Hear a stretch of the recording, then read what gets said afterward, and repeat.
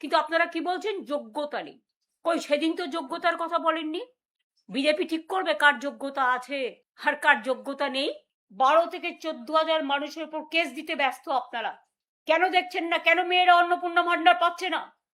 লক্ষ্মীর ভান্ডার পাচ্ছে না? অন্নপূর্ণা ভান্ডার 1 মাস দেবেন, 3 মাস দেবেন না, পুজো পর্যন্ত বড়জোর দেবেন, তাও কিছু, সবাইকে নয়।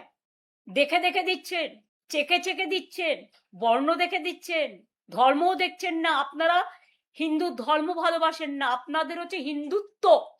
হিন্দু ধর্ম অনেক বড় মাপের জিনিস, যেটা স্বামী বিবেকানন্দ বোঝেন, রামকৃষ্ণ পরমহংসদেব বোঝে, বাংলার সংস্কৃতি বোঝে। আপনারা বোঝেন না। লক্ষ্মীর ভান্ডার ফিরিয়ে দিন। আর যারা অন্নপূর্ণা ভান্ডার থেকে বঞ্চিত হয়েছেন, লক্ষ্মীর ভান্ডার থেকে বঞ্চিত হয়েছেন, আমি তাদের বলবো, তাদের নাম, অ্যাড্রেস, বুথ, ঠিকানা, কে কি করেন, কেন ক্ষমতা থাকা যোগ্যতা থাকা সত্ত্বেও পাচ্ছেন না, তার লিস্ট পাড়ায় পাড়ায় নিজেদের মধ্যে সংগ্রহ করুন। আমরা আগামী দিন নিশ্চয়ই কোনো সিস্টেম করব, সেই সিস্টেমের মধ্যে দিয়ে আমরা এগুলোকে জোগাড় করব এবং আপনাদের সাথে পুরোপুরিভাবে আমি আছি, ছিলাম এবং থাকবো।